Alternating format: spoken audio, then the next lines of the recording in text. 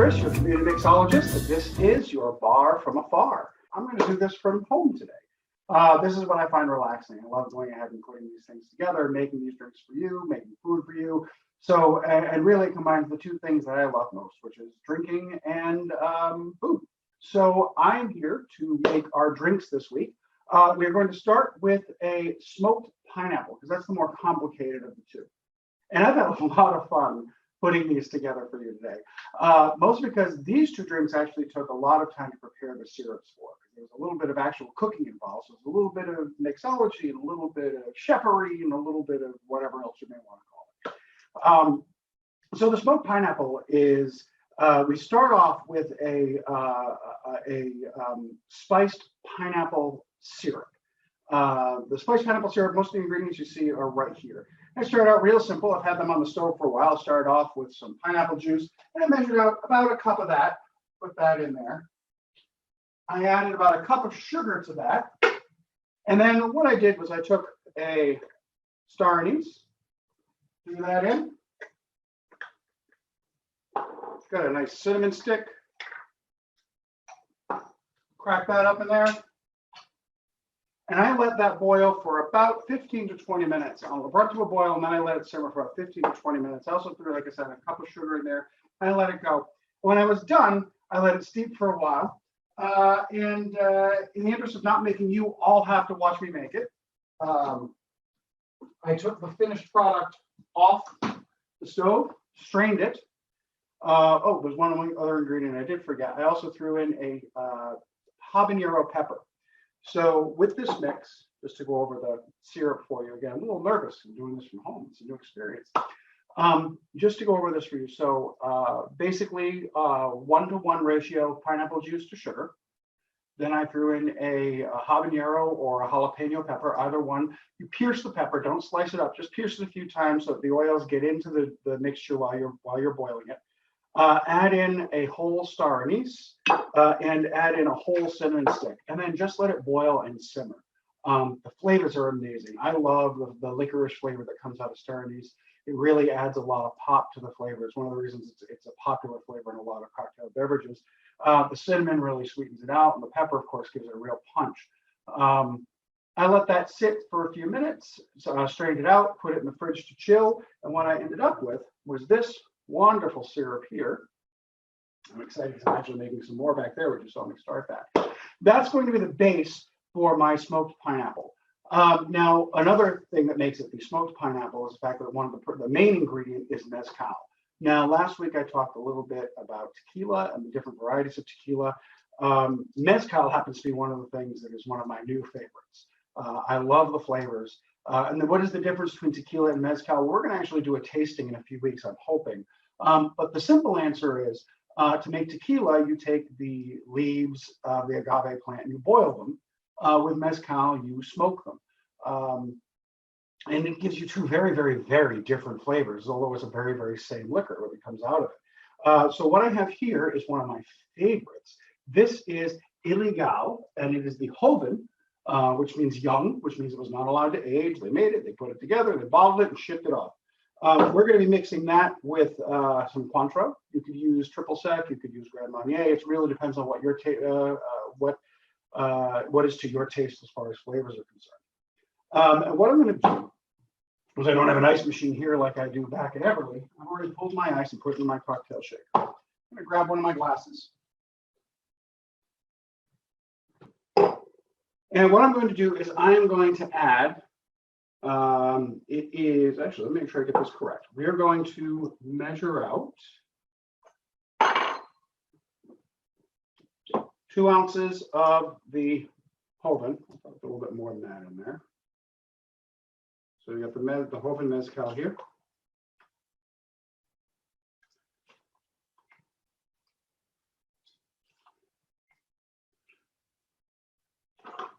That's actually 4. Then I'm going to throw in an ounce of this just to soften up the flavor a bit.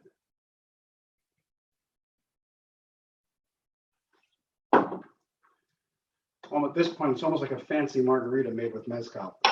And then what we are going to do is we are going to add some lime to this. I got my handy bar tool here, which I love. It does everything, including juicing on the spot.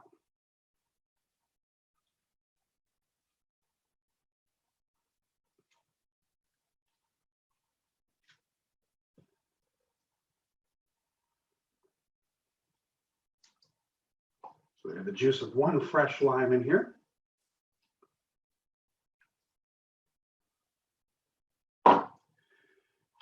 Now those are all mixing up. And I'm going to add the syrup. Now this is basically asked for about an ounce of this. We've already done an ounce to 2 ounces. So I'm going to add that in here. 1, 2.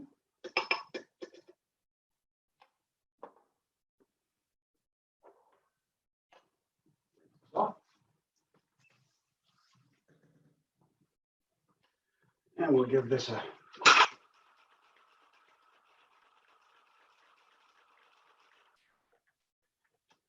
the end result, pretty magnificent. Now you can garnish this with a slice of lime or a sprinkle of herbal if you'd like. But the drink itself is fantastic. You can already tell.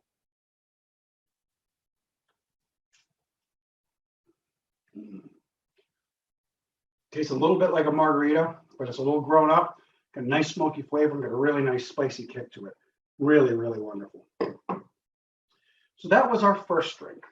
The second drink, much, much easier. The syrup's a little different.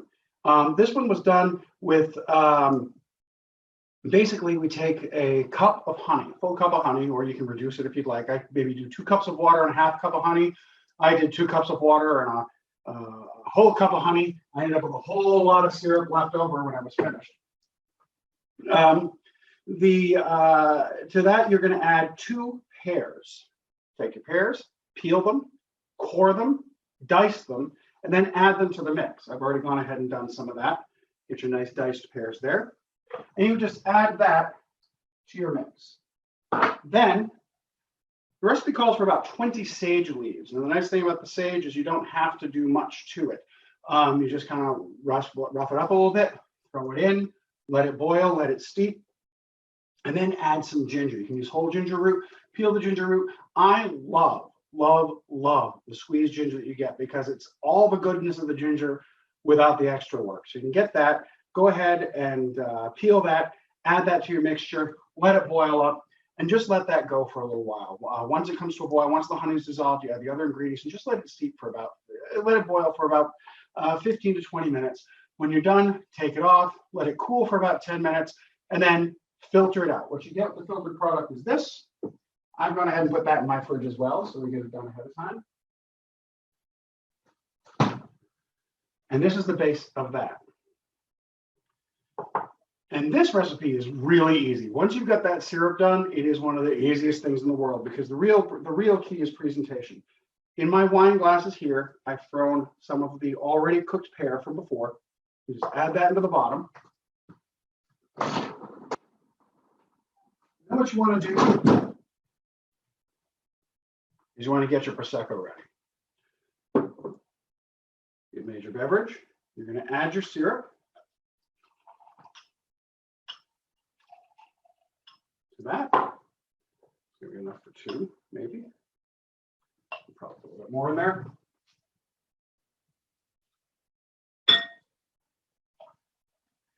And really, the syrup is just to add the syrup is just an excuse to get those flavors in there, to get the pear, to get the sage, and to get the honey in there. And then what you're going to do is, if I can find the opening, my goodness, you're going to top that off with a little bit of Prosecco.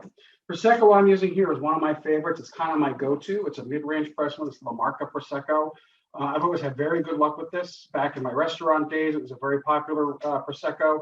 Again, it's not ridiculously expensive. It's not the cheapest one out there, and it tastes like $1 million. It really does. It's not too sweet. It's not too dry. It just really does the job. And of course, the most enjoyable thing about Prosecco, the part that's probably the most fun about it, is that satisfying pop that you get once you open her up. So take that. We have our pears floating in there. We have our syrup. We add our Prosecco. Don't be shy. The syrup is strong enough that it's going to go ahead and you don't have to worry about that cocktail being bruised at all by the Prosecco. And then if you want to, take a nice sage leaf, rub it a little bit, and use that to garnish your drink. Doesn't that look nice?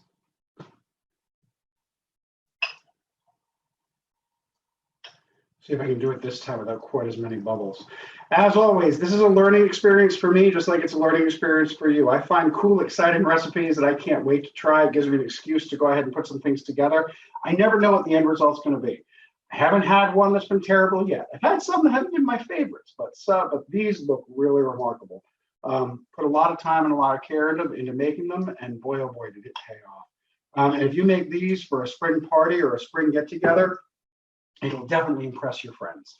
And if you show up with one of these at a virtual cocktail party while we're still hosting those, let me tell you, you're going to be the envy of everybody who's zoomed in on you. There we go. Let's give this one a try, shall we?